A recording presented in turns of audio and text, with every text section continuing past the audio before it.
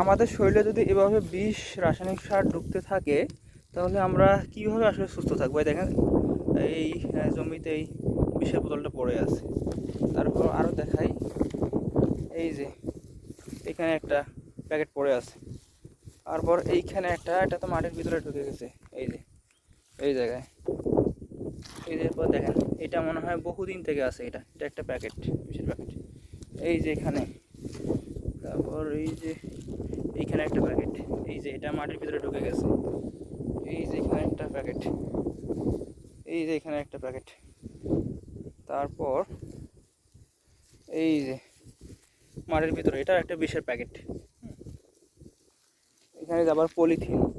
এভাবে যদি রাসায়নিক সার আর কীটনাশক বিষ অধিক পরিমাণে জমিতে দেওয়া হয়, এখানে একটা বিষের বোতল, এই যে এখানে একটা বিষের বোতল, এভাবে যদি প্রচুর পরিমাণে রাসায়নিক সার আর বিষ দেওয়া হয়, সেটা তো মাটিতেই যাচ্ছে।